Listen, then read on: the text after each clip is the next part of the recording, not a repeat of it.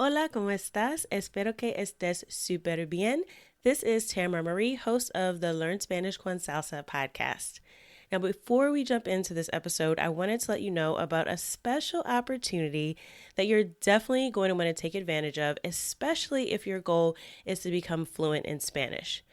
For a limited time only, my team is opening the doors to listeners of the podcast to take advantage of a free language coaching session. Now, in this session, it's not just we're teaching you about verbs or grammar, but we're really going to do a deep dive into what are your goals for learning Spanish, assess where you are on your journey to fluency at the moment, and help you map out a 90-day plan for how you can get to fluency.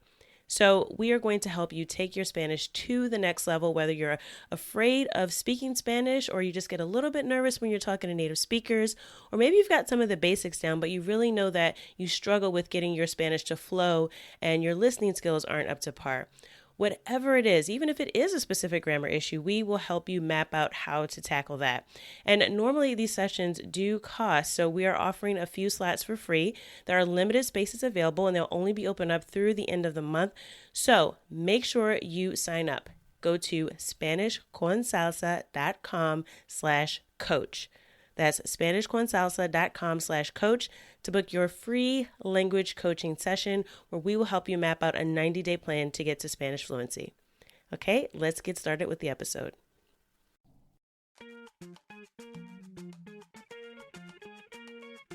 Bienvenidos! Welcome to the Learn Spanish con Salsa podcast, the show for Spanish learners that love music, travel, and culture.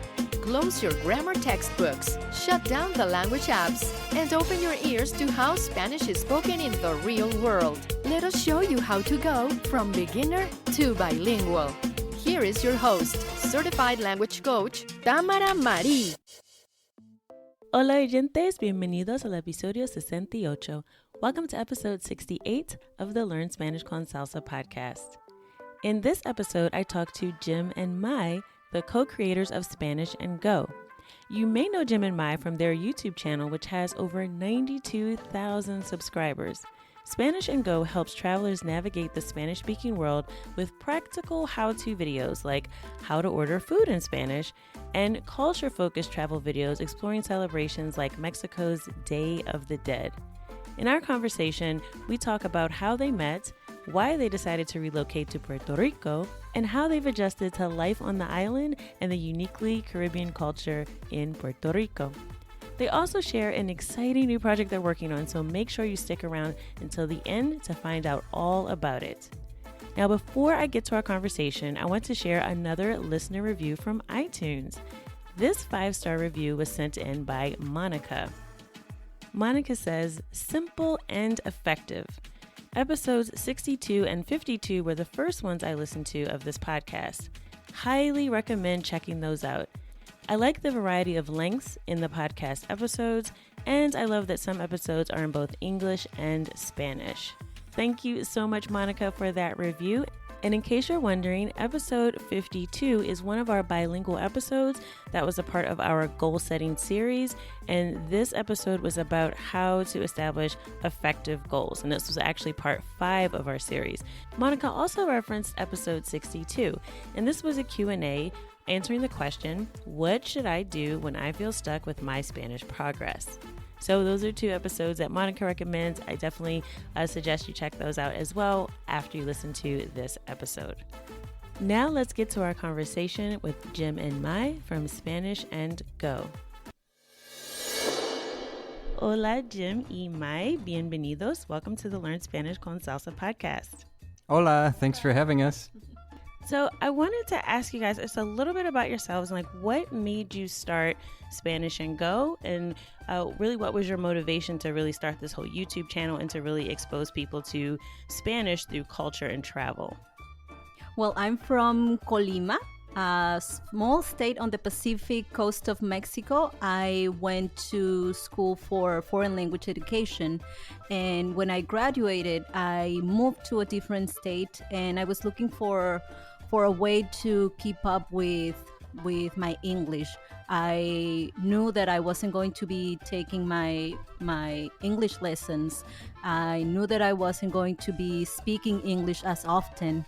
So I was looking for a platform that would help me keep learning and practicing my English, and that's when I met Jim. Yeah, and meanwhile, I was tired of being a monolingual gringo. And so I was starting to pick up Spanish, and a coworker of mine talked about this website where Maya and I met on italki.com. Well, we were starting to chat back and forth for, I don't know, months. I think maybe 4 or 5 months went by before we decided, oh, we should meet up. And Maya invited me down to Mexico to visit for the first time. And I had never been to Mexico ever, and this was my first time traveling internationally alone, I think. And all my friends and family thought I was crazy, but I was really excited for the new experience, to go and practice my Spanish, to meet Mai, and we just really hit it off. We got to travel around Mexico a little bit. Mai was showing me different parts of the country, and I was learning a ton about the culture in Mexico, and I just really loved the language and the experience, and quickly fell in love with her. And we decided, why don't we combine our passions? Because her being a Spanish teacher, a language teacher, and me being an audio video guy, I actually used to own a recording studio in my hometown. We decided, how about we, combine our forces and try to inspire people to travel and learn languages through, at first, our first idea was a podcast, and later ended up being a YouTube channel. Wow, that's very cool. So I love connection made through italki. Yeah. Yes. Hashtag not sponsored. That's awesome. Yeah, I know I've had on a previous episode, I had the founder of Tandem, which is just like a language exchange app. And I know the founder of Tandem said he's been invited to so many weddings because through language exchanges, people meet through the apps, right? And they end up sort of connecting like you did. So that's a pretty cool story. You guys met, you kind of hit it off. So Jim, you were exploring Mexico. You were really getting into the culture. You guys were getting to know each other better. And so what was sort of your idea when you first started Spanish and Go? Was it to teach people more about the culture and different places they could visit and travel to? Like, what was your sort of mission when you got started? And then how has that changed now? So you've been doing it for a few years now. So how has that sort of evolved over time? Yeah, so when we started, we just quickly realized how rewarding it was to travel and explore Mexico at the time, but then Mai was coming up and visiting me in my home state of Minnesota, and her getting to see my culture, me getting to see her culture, practicing each other's native languages was just so rewarding. And it was incredible to us that most people don't have a passport. About 42% of citizens in the US have a passport, and only 15 to 20% of the population is bilingual. So we thought by combining these two life-changing experiences, we could really help other people open a lot of doors in their own lives and make for more exciting, more rewarding lives by encouraging people to go out and experience what we were experiencing. One thing I like to say a lot is that, language is a part of culture, right? Language does not exist in a vacuum. And there's so many people that, teach or approach teaching Spanish from a very academic perspective, which I think is great. Like, you need to know grammar, you have to learn imperfecto and all those kinds of things. However, if you don't know the people and you're not connected to the culture, you're really not going to understand the language because you miss so much in the meaning of things if you really don't have that cultural immersion component. So I love that you said that. And it makes me wonder. So I like to ask this question. I've had a couple couples on the podcast before. And so you mentioned sort of you moving to the U.S. and Jim, you had some experiences as well visiting Mexico. So I'm wondering if there's any sort of funny stories about any maybe misunderstandings, or whether it was with language or with culture, that you all had in the process of you getting to know each other and meeting each other's like friends and family in different places. Yes. Oh yeah, we both have a few different stories, I think. When Mai was living with me in the US, right around the time she first got there, she started helping out my uncle and my aunt. My aunt was terminally ill and she needed help around the house. My uncle toured the country with different signed bands. So Mai was around to help out, and we thought, well, why not just help out my aunt while my uncle's on the road? My aunt had like 11 cats at the time and 2 dogs, and Mai was taking care of them. Well, before Mai was going to leave one day, my aunt was bedridden, and so She had to go to the doctor. yeah, she had to go to the doctor. Mai had to leave the house for a while, and they said, well, that's fine, but just make sure that you let the dogs out. And so Mai let the dogs out, and she left the house. Yeah, your aunt's mom was driving by the house, or maybe she had to stop over at the house and pick something for your aunt. I don't know. I don't remember how, but she called your uncle, or Jim's uncle, because she was like, "Why are the dogs outside?" Because like he said, let the dogs out, and for me that was like, okay, leave them outside, right? Like in Spanish, I don't know. In English, I think, or when you're talking about pets, you mean like let them go outside and then have them come back in the house. Right, But for that's me, the same, it was right? like let them outside, and so I let them outside and left. And it was hot. It was a hot summer day in Rochester, Minnesota. She was just wow. doing what they told her to do, but Just follow directions. You can't argue with that, right? exactly. Yeah, it was embarrassing, but I learned. That's always how we learn. I think our embarrassing moments are the ones that we never forget. Now, you always are going to know what that phrase means, right? Let the dogs out. Exactly. Yes. Bring them back.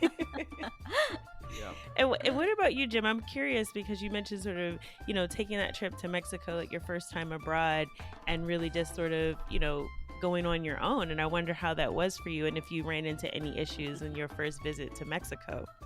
Oh yeah, it sounds like Mai has a story to tell. The second time Jim was in Mexico, I had moved to Quintana Roo. I was living in Playa del Carmen, and I was working at a hotel there. So I was spending most of my time at work, and Jim was spending a lot of his time at home.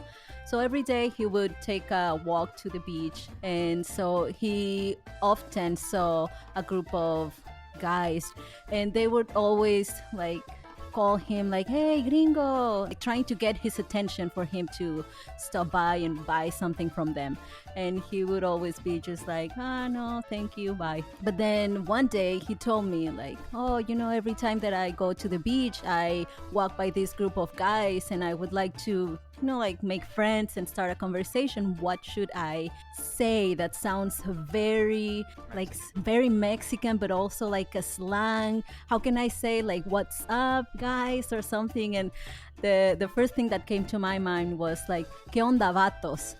And so he was like, "Oh, okay, yeah, ¿qué onda, vatos?" Like, "Hey, what's up, dudes?" or something like that. And so he was like practicing, next day he went on his walk and he saw the guys there and he was practicing, "Okay, ¿qué onda, vatos? ¿Qué onda, vatos?"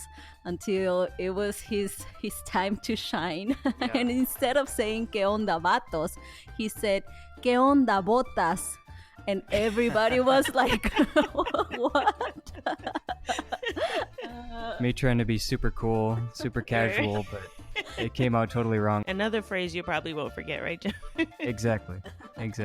Super. So you guys have this mission of sort of helping people really connect to the culture and the Spanish language. So what are some of the places that you guys have visited together, and what are some of your favorite places to travel? So like if someone has a bucket list that they're making of places that they want to go to in the Spanish speaking world, like where would you suggest that they go?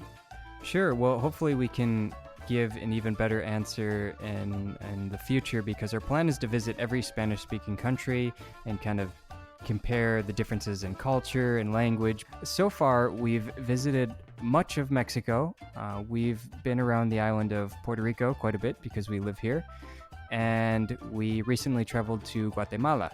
And so they're all beautiful and unique places in their own right. But I would say my personal favorite, and I think I could speak for both of us, we're really fond of central Mexico, especially the Guanajuato, Querétaro area. It's such a beautiful part of Mexico, so rich in biodiversity, and the climate is really comfortable. It's very livable. I think Guanajuato City is the most beautiful city I've ever seen. We really enjoy spending time there. It's a UNESCO site, and there's just so much to learn about the history of Mexico in that area, specifically in Mexico. So I highly recommend people check out that area. And we really enjoy Puerto Rico too. I mean, there's so much diversity here. Before moving here, before visiting the first time, I didn't really think much about mountains or rainforest in Puerto Rico. All I really thought about was beaches and nice weather. But what I really enjoy about here is the nature. There's so much to do, to get out.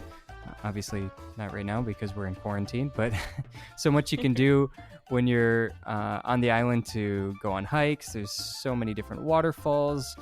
We've really gotten to know the types of Puerto Rican food that we enjoy, like mofongo, like stuffed mofongo with vegetables. Classic, yes. Yeah, we're huge fans. So let me ask you a question then. So, since Maya, you're from Mexico, and Jim, you're from the U.S., so what made you all decide to move to Puerto Rico? I mean, I know it's one of my favorite places, so I would not argue with you, but I'm just curious, as well as your connection with the island and what made you ultimately decide to settle there. The biggest reason why we decided to move here was because going through the immigration process, I have residency in the United States, and I have to be in the US for at least 6 months out of each year. And so every time when we were living in Minnesota, whenever we wanted to record something, it was always just like snowy and dark at 4 p.m. because it's so up north. That beautiful Midwest weather. Yes, right? Yes. So we never felt like there was like Spanish and Go was meant to be in Minnesota. But I still have to be in the United States. So when we were looking at options, we thought about going to Miami or Texas, California, but some of those, you still feel like you are in the US when you're there. So the first time we visited Puerto Rico, we were like, wow, I was really not expecting to feel like I was in Mexico. Puerto Rico is very similar to my home state, to Colima. We are on the Pacific, we have the beach there, the weather is practically the same. We have some mountains in Colima. So I don't know, it felt like home right away. So after visiting Puerto Rico for the first time, we thought, this could be a livable place. But it was we came here right before the Huracán Maria. So wow. we had to wait, for a little bit. And just a year ago, we finally moved here, and we really like it. Yeah, we love it. So how have things been there since? I know there was Hurricane Maria, and then I know that more recently there were some earthquakes and things as well in the southern part of the island. So how has it been adjusting? Has the island fully recovered from that, or does it sort of depend on where you are? I think it sort of depends on where you are. I don't think it would be completely fair to say that the island is completely recovered, because I know some much smaller towns are still dealing with like no electricity or still having no roof from it being torn off from the hurricane. And so I'd say for the most part, the island has recovered, but there are definitely spots that have not. The bigger cities like San Juan and Ponce, they seem like they're pretty much back to the way they were pre-hurricane. But since we moved here, we've really just come to learn a lot more about the history of Puerto Rico, and it just seems like disasters hitting the island is sort of the norm, because not only have they faced all kinds of financial problems, but hurricanes are obviously a thing. They're not always as big as Hurricane Maria, but there are also earthquakes, which not too many people were really thinking about, because a major earthquake really only hits Puerto Rico about every 100 years. But the first part of this year, there have been dozens, if not hundreds of, if you count the tiny ones, of tiny earthquakes. And it wasn't long after we moved to the San Juan area that happened, that we started experiencing the earthquakes. And we didn't feel it as bad here as what we would have felt when we were living on the West Coast, closer to where the epicenter of the earthquake happened. But yeah, we've experienced that. We've experienced plenty of power outages. It's definitely a paradise in many ways here, but there are also some things that generally we just don't have to deal with on the rest of the United States. I think the attitude of people there is like, yeah, I mean, it's part of living in paradise, right? It's sort of the trade-off. Sometimes you deal with that, but I think that people there are pretty resilient when those types of things happen. So absolutely. Right now with coronavirus situation, when it all started happening, we were actually in Guatemala, and so we had to flight here, and it was all, like a bunch of flights canceled, and it was all starting to get out of control. So we made it just in time here, and the next day we went to the store. Puerto Rico had already lines outside the stores were like super organized, only like 10 people at a time. Same thing when the earthquakes were happening. Like they have their drills down. They know, like, okay, in case of emergency, every store follows these measures, and then people know. It's just like they're ready. So Mai, since you're from Mexico and you said there's a lot of things about Puerto Rico that remind you of your hometown, I'm curious because I know that Mexican Spanish and Puerto Rican Spanish are very different. So how have you had to sort of adjust, or what are some things you've learned about Puerto Rican Spanish that may be different from what you grew up speaking? Yeah, I think the language was one of the only differences that I noticed when we moved here or when we visited for the first time. Even though I am a native speaker of Spanish, when we first came here, I was like, whoa, because they speak really fast, and I had never, well, I mean, I think I knew one or two people from Puerto Rico in the States, and maybe their accent was not as strong because they had been living in the States for a while. But when I came here and just starting to listen to people here, I was like, this is a completely different language.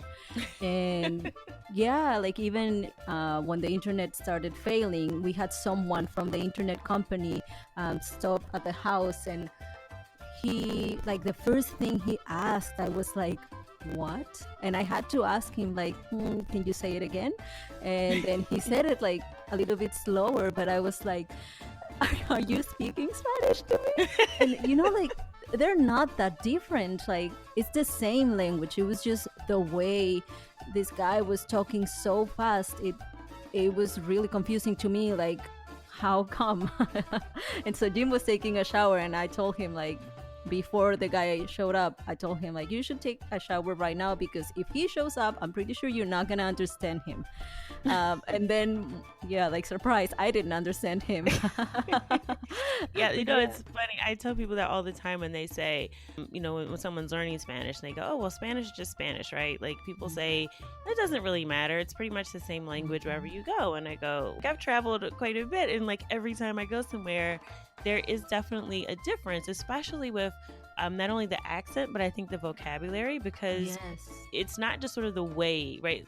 So like Puerto Ricans are known for like speaking fast and also cutting off certain letters, right? So there's a lot of like music I listen to, like a lot of salsa, where I'm just used to hearing it that way because that's kind of how I know Spanish. Right. But for someone who isn't familiar with it and they go learn Spanish in a school, or they take a course and then they go to San Juan like you all are, and then they get off the plane, they're like, why can't I understand anybody, right? It's because they're not used to that accent and that language. So are there any particular words that have surprised you? Because I know there's some words I learned in Puerto Rico that when I went to other places, people would look at me funny, because I would go, well, what? You don't know what paracha is? They're like, no, it's maracuja, like passion fruit, like things like that. So are there any words that you've learned, or like any Puerto Rican slang or anything that you've learned since you've been there on the island?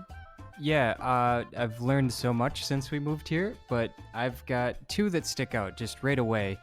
Jugo de China instead of jugo de China. instead of jugo de naranja. Like, I was so confused. I'm like, what is jugo de China? What does that mean? And then when we learned it was orange juice, I was like, how does that even make sense? Like, how did they come up with China instead of naranja? It's like chino already has a couple of meanings as it is, so you add orange to it, and it just is even more confusing. So I thought that was really strange. And another one maybe wouldn't surprise maybe Spanish speakers from Spain or some other countries, but the use of coger here, you just don't hear that in Mexico. Like, Mexicans avoid that word completely unless they want to say something very explicit. So that really threw me off the first time we came here to hear so many people say. I feel like every time you hear it, you're like like a teenager. Yeah. Well, yeah, because I have only learned that word to mean one thing, and in Mexico you just don't say it unless, again, you want to be very explicit, and it's certainly not something you would say in a formal situation by any means. You would say recoger, not coger. So those two things threw me off, but I could go on and on probably for hours about the differences. Pichea is another that threw me off. I think it threw Maya off too. It's not always just the new slang. Sometimes it's surprising to hear English with a Spanish accent in the middle of a sentence really fast. It can just... Yeah. Literally just in one sentence, there'll be English in the middle, and you're like, wait, what language are you speaking? Are you speaking... Yeah. So I think in that way, Puerto Rico is a truly bilingual place, because within one sentence, like, you hear English and Spanish, and they're all kind of thrown together super fast. And if you're not from there, it can be really jarring when you're like, wait, what's happening right now? So, yeah. We've spent a lot of time reflecting on how code switching is such a big part of the culture here. Usually the concept of code switching is interesting because people who are really good at code switching often are people who have trained themselves to be really good at it, like translators who translate on the fly. It's a difficult thing for most people to do because we usually spend so much time studying one language or speaking one language, and then we switch over to another.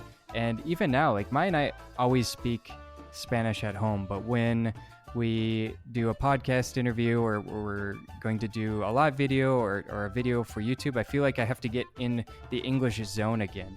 But that's just not the case in Puerto Rico. Puerto Ricans have that ingrained into them so much where code switching is not a problem at all. It's just part of who so many people are here. And I have to say, it's not everyone in Puerto Rico. It's mostly the younger generations now, because most of the adults here only speak Spanish, and they might know some words that they have from English that they have adopted, like parking, like parking. They never say estacionamiento. They always say, like, ay, sí, dale para allá, que para allá está el parking. It's like English and Spanish. Parking is just like in English always. So, and also with the L, right? Because they speak with the L, so the R becomes an L, which I find so difficult to say. So it's not even parking, it's parking. Parking, a mall, carne, yeah. So I have a question, because I'm wondering, because I've had some different experiences in Puerto Rico, knowing some friends on the island and sort of visiting there in more of the tourist areas like in San Juan. And I've noticed that people, like you mentioned code switching, right, Jim? So people tend to profile you, right, when they see you. So I'm wondering, the two of you together, like when you go out, like if you go out to eat somewhere, when you're not in quarantine, do people, when they approach you, do they speak to you in English or in Spanish? Oh yeah, it's English almost every time. So they see the color of my skin, and I assume that's their cue to say, oh, this guy only speaks English. And again, like with Spanish and Go, we kind of want to do our part to get rid of that stereotype, because it's true. Most English speakers only speak English. It's a sad reality, whereas in so many different cultures and other countries, people often speak 2, 3, 4 different languages. So I understand why they see somebody who looks like they might speak English and just go straight to English. But as a Spanish learner, to me, it's been really frustrating. I can't say that I'm totally over it now. I understand better why people seem to insist on English here, even though I know their first language is Spanish. But as a Spanish learner, it's sort of frustrating. It's like, come on, I want to practice Spanish. I'm in essentially a Spanish-speaking country. I know it's not a separate country, but it certainly feels like it, and it has its own culture, and I want to respect that. And I feel like that's part of being a responsible and respectful traveler, is to, at least try to speak the local language if you're just starting out. But I feel like, to me, it's a sign of respect to speak Spanish here, and it seems like I'm making other people go out of the way to speak English to me. So I always just respond in Spanish, and then oftentimes they'll just keep going on with the conversation in English. And I just think that's such a curious thing about Puerto Rico, because in Mexico that's usually not the case, and it's probably mostly because in most of Mexico people just speak Spanish. So there's not really the option to say, oh, I'm going to speak to this gringo in English, unless you're in like a touristy area like Puerto Vallarta or Playa del Carmen. Maya, I wonder, have you had that experience if you go out by yourself? Do people tend to speak to you in Spanish if they don't see Jem with you, or is it you experience the same thing? No, for me, it's always Spanish. I look Puerto Rican enough with my brown skin and black hair. But yeah, like at first, like whenever we would go to, let's say, the post office, and if Jim was asking for help and he was the one speaking to the person on the counter, they would sometimes, instead of answer to him, like looking at him, they would answer like in Spanish, but they would look at me even if I was like, if I hadn't said a word. They were like not looking at him, and he would get really mad, and I never noticed, like that never crossed my mind until I started paying more attention. Like when we sometimes go to a restaurant, and if they notice that he's a gringo, and they probably think that he doesn't speak any Spanish, so they address me directly, even if he has a question in Spanish, and it's a little bit weird and yeah, confusing. That is very interesting. So I mean, I've had similar experiences, and it depends on sort of who I'm with as well. And also for me, it's really interesting and curious because I'm very brown, but my hair, I think, is more associated with like Jamaican culture, because I have locks, right? And they're really small locks, they kind of like braids. So when people see me, they don't really know what to make of me. But if I'm outside of San Juan, like if I go to Luquillo, which is my favorite beach, if you guys have not been there, you have to go when you're out of quarantine. Yeah, I love Luquillo, and there's more brown people sort of in that neighborhood. So when I was in Luquillo, I went on the beach, people are playing reggaeton, they're like, hey, hola, ¿cómo estás? Like, people are just more chill. But like when I'm in San Juan, the same thing happened to me every single time. But I think it's interesting just for Spanish learners to kind of take away from that. And the reason I ask that is because people are always curious about like, well, what do I do if someone speaks to me in English? And I think what you said, Jem, is perfect. Like, you just keep speaking Spanish, right? Because even if they are insistent about speaking to you in English, depending on who you're talking to and how long the interaction is, if you persist with speaking Spanish, then one, they're still understanding you, right? Like, so even if they're responding in English, if you're talking in Spanish, you're still getting in practice, even though it's frustrating. But if you persist, sometimes they will gradually kind of give in and go, okay, I'll talk to the gringo in Spanish, right? So that's a good lesson to kind of try to be persistent with it. And also just to kind of realize that even a native Spanish speaker, right, still runs into some of these problems, because Maya, you said there's things that you didn't understand. So I think for someone out there who's thinking, oh my gosh, like, I don't know if I should travel, or what if I have one of these experiences, what should I do? I think just realizing that, one, it's normal, right? It's natural, happens to everybody. And two, like shifting your mindset around it to realize that native Spanish speakers also struggle with these cross-cultural communication issues. So it's not something to say, oh, my Spanish is bad, or just give up, right? Like, it's something to kind of push through and keep trying. So thank you guys for sharing that. I want to kind of switch gears now and just talk a little bit about Spanish and Go and some of the immersion trips that you do. I know you have a new podcast coming out as well. So if you want to share a little bit about some of what you do in your immersion trips, and let folks know where they can listen to your podcast. Yeah, absolutely.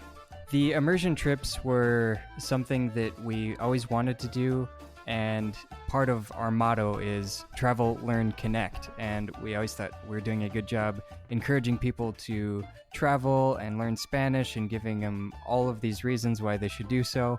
But we were kind of missing the connect part of our motto. And we thought, well, we have to get something going to help connect people with different Spanish-speaking countries. So we thought of the idea of running Spanish immersion retreats where we could bring a group with us to Mexico and get them to immerse themselves in the country and the culture and the language.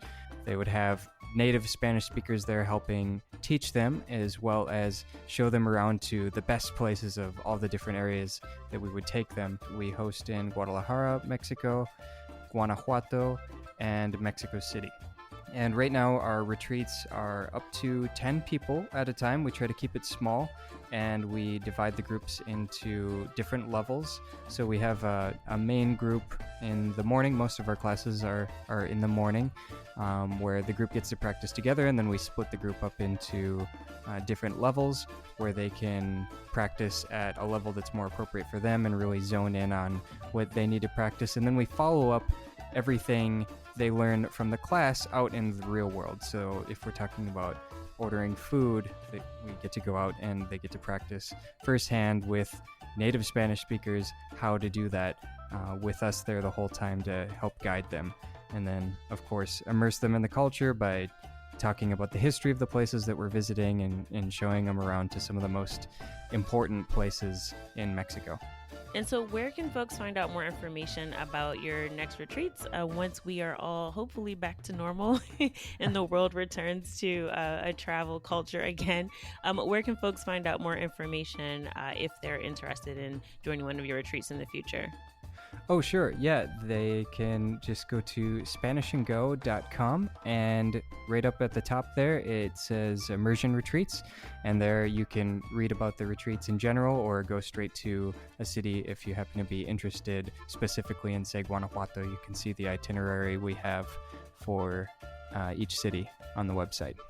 And I definitely encourage folks to go. I definitely think, too, if you're somewhat of a beginner or you haven't traveled abroad before, doing a group immersion trip like this is great because you're not sort of just going to like an all-inclusive resort, right, where you kind of everyone speaks English and you don't really get to connect with the culture. So I think a group trip like this is an awesome opportunity if you haven't traveled before or you just want to connect with other people. I think going with a small group like that is a great way to not only sort of adventure out a little bit independently, but also to feel like you have that support of having other folks with you, so you're not too much on your own. So definitely check that out, SpanishandGo.com. And where can folks find your new podcast that's launching soon? Yeah, everywhere podcasts are available. It's the Learn Spanish and Go podcast, and that should be premiering April 21st. Perfect. Thank you guys so much, Jim and Mai, for taking the time to join me. And one quick question before I let you all go. Because this is the Learn Spanish con Salsa podcast, I always have to add some new songs to our playlist. So, Jim and Mai, if you could share your favorite Spanish language songs, that would be awesome. Joan Sebastian, it's the name of the singer. The name of the song is Me Gustas. What genre is that? It's kind of like norteño, but it's not really norteño. It's kind of like banda, but it's more romantic. Okay. Yeah. Okay. Very cool. And what about you, Jim? For me, it would be practically any song off of the self-titled Gypsy Kings album. The most famous song on that record is Bambaleo. Very cool. Thank you all for sharing. Make sure we get those to add to our playlist. So if anyone wants to check out your favorite songs, they can listen to that as well. Okay, thank you guys so much for joining me on the Learn Spanish con Salsa podcast, and I hope that you all will get to get out and enjoy the beautiful island of Puerto Rico again very soon. Thanks for having us. Thank you. I hope you enjoyed the conversation with Jim and Mai and you're inspired by their story. You never know, your next language exchange partner just might become your life partner too. And if you want to join them on an upcoming immersion trip, make sure you check out SpanishandGo.com and use the code CONSALSA10 for 10% off any of their future trips. That's CONSALSA10 for 10% off any future immersion trips at SpanishAndGo.com. That's it for this episode, and as always, I hope something you heard today has taken you one step closer from Spanish beginner to bilingual. Hasta la próxima. Thank you for listening to the Learn Spanish con Salsa podcast at learnspanishconsalsa.com.